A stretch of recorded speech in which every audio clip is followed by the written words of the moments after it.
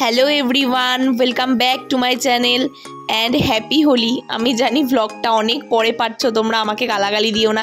একমাত্র এই পুচকে বাচ্চাটার জন্য তোমরা ভ্লগ পেলে না। এত ডিস্টার্ব করে, এত জ্বালায় আমাকে। অবশ্য ছোট কি করবে, ও তো এরকম করবেই, আমাকে ম্যানেজ করে নিতে হবে।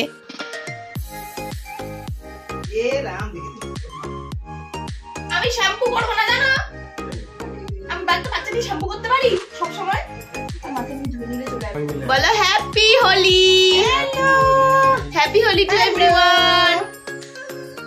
আমরা এই চারজনেই হোলি খেললাম। আমাদের এখানে কি পাড়াটা হোলি খেলছে না। আমি এখন আমার ছেলের রংগুলো উঠিয়ে ফেলি, তোমাদের সাথে পরে কথা হবে। আমি একেবারে স্নান করে আসি, ওকে স্নান করিয়ে নি তারপর। কি অদ্ভুত তাই না, চারজন মিলে হোলি খেলেছি। অ্যাকচুয়ালি এদের বাড়িতে মেম্বার তো একদমই নেই। আর সকালবেলা আমি হোলি খেলে স্নান করে নিয়েছি, স্নান করে নিয়ে ভগবানের পায়ে আবির দিয়ে নিচ্ছি। এটা তো করতেই হবে, কৃষ্ণের জন্যই তো সব কিছু না। কৃষ্ণের পায়ে যদি আবির না দিই তাহলে হয়? আর ঠিক দুপুর 12টার সময় তো আমি সারপ্রাইজড হয়ে গেছি। তখন পলাশ আর পপি এসছে আমাকে রং মাখাতে। আমার তো স্নান হয়ে গেছিলো, আমি বারবার বলছিলাম আমার মাথায় দিবি না। দীপ একবার মাথায় দিয়ে দিয়েছে, আমার মাথায় আর কেউ রং দিবি না, আমি শ্যাম্পু করতে পারবো না ওই পুচকুটাকে নিয়ে। অ্যাকচুয়ালি পপি ভালো করেই জানতো ও যদি রং না দিতে আসতো আমার তো মন খারাপ হয়ে যাবেই। হ্যাপি হোলি। দীপ শুধু মিসিং আছে, ও সাজে কাটে থাকে এরকমই হয়। আমার মা মিসিং, হ্যাঁ মা মিসিং, আমার দিদিরা মিসিং আছে। আমরা এই কয়েকজনই হোলি সেলিব্রেট করলাম, এটাই আমাদের হোলি। আমি এবার ভূত হতে পারলাম না বাবির জন্য। শয়তানটা 15 মিনিটের বেশি বসলোই না, পলাশদের বাড়ি যাবে বলে। বাবির রং খেলা হয়ে গেছে, আমার বাবি এখন স্নান করবে। বাবি চ চ চ, আমরা রান্নাঘরে যাই, আজকে দেখে আসি আমাদের কি রান্না হচ্ছে। এই যে পাবদা মাছ নিয়ে এসেছে, দুধটা কালকে জাল দিলাম, আজকে সকালবেলা মনে হয় জাল দেওয়া হয়নি, ফ্রিজে তো ঢোকায়নি, জাল দিয়েছিলাম বলে রাত্রেবেলা দুধটা ছানা হয়ে গেছে, ও ছানা করে নেবে মা। আর এখন পাবদা মাছ রান্না করবো। পাবদা মাছ কি দিয়ে করবা মা? তোমার কি অবস্থা, এরকম করে রান্না করতে চলে এসছে। কিভাবে রান্না করতে এসছে? তারা তারা তারা এখান থেকে।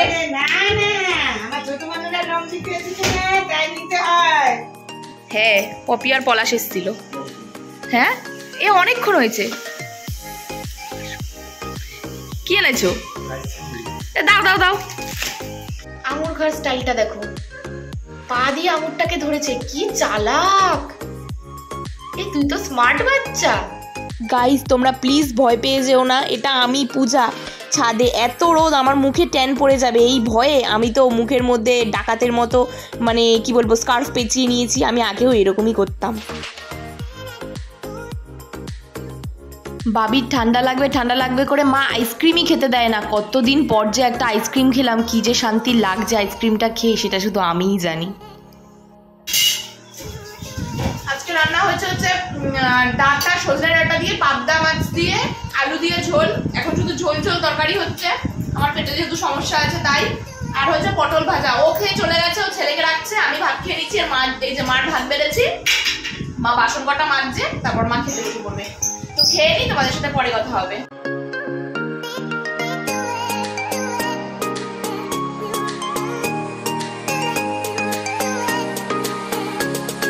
আমার মিস্টার আমাদের সাথে একটু প্র্যাঙ্ক করেছিল, প্র্যাঙ্ক করে আমাকে ওই বাড়িতে নিয়ে গেছে, সারপ্রাইজ দিয়েছে। কালকে তার ওই আম্মাদের বাড়ি যাওয়া হয়নি, তাই আজকে আমি, মা আর আমার সোনা এখন আম্মাদের বাড়ি যাবো। চলো তোমাদের সাথে গিয়ে কথা হবে। এই রুমালটা ধরে টানাটানি করছে। সবাইকে বল যাচ্ছি, টাটা। আর কিছু বলবা? সামনে যেটা দেবো সেটা খাবে, কোনো খেলনা দিতে পারি না, পুতুলের তুলো খেয়ে নেয়। অবস্থাটা দেখো। ওমা হয়েছে তোমার? মা চুলটা আঁচড়াচ্ছে, মার হইলেই নেমে যাও। আমি নেমে যাই? হ্যাঁ তুমি আসো, আমি যাচ্ছি। এই দেখো আমি, মা আর বাবি আম্মাদের বাড়ি চলে এসেছি। একদম দূরে না, আমাদের গলি, পাশের গলিতেই ওনাদের বাড়ি। মা নাইটি পরে এসেছে, দেখেই বুঝতে পারছো নিশ্চয়ই, ধারে কাছে। দূরে গেলে তো আর নাইটি পরে যাবে না। এই আম্মার দাদুটাকে মনে পড়ছে, এনাদেরই তো মানে 50 বছরের বিবাহবার্ষিকীর নেমন্ত্রণ আমি খেতে এসেছিলাম। এই দাদুটাকে যে কি হ্যান্ডসাম দেখতে, মানে এখনই এত হ্যান্ডসাম লাগছে, ইয়ং কালে দাদু যে কত হ্যান্ডসাম ছিল সেটা দাদুকে দেখলেই বোঝা যায়।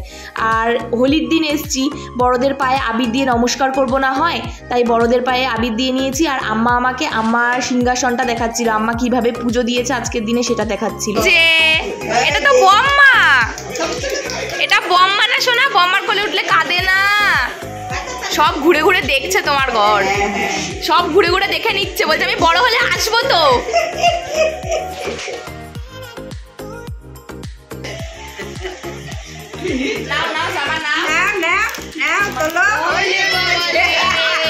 হোলির দিন আমার রাধা মাধবের পুজো দিয়ে একটু খিচুড়ি ভোগ করেছে, সেইটাই আমাকে আর মাকে খেতে দিল।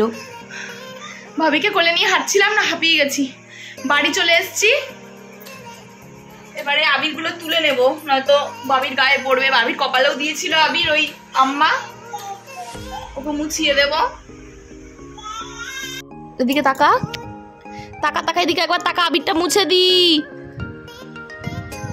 তখন যে আমাদের বাড়ি গেলাম, তোমরা দেখলে আম্মা বাবিকে একটা জামা দিয়েছিল, মানে আম্মা তো ওকে ফার্স্ট দেখলো, তাই জন্য ওর মুখ দেখে একটা জামা দিল। তোমাদেরকে জামাটা দেখাচ্ছি, খুব সুন্দর জামা, গরমে পরতে পারবে না, মানে একটুখানি ঠান্ডা ঠান্ডা ওয়েদারে পরার মতো জামা।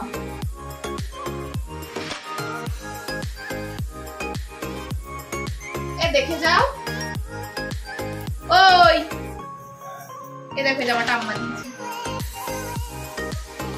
শীতে পরার জন্য, শীতে পরার মতো, গরমে পরতে পারবে না। এ দেখো কি সুন্দর না, আমার কত বড়।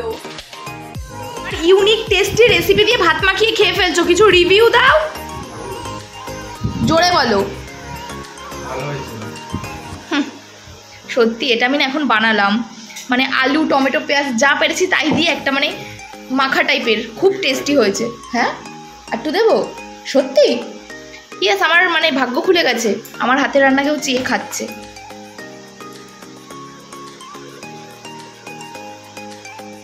মানে আমি রান্না করলে একটু কম করেই করি, যাতে খেতে বাজে হলে বেশি খাবার নষ্ট না হয়। তো আমরা এখন দুজনে খেয়ে নিই, আর আজকের ব্লগটা এখানেই এন্ড করলাম। তোমরা সবাই সুস্থ থেকো, ভালো থেকো, আর আমার পাশে থেকো। টাটা।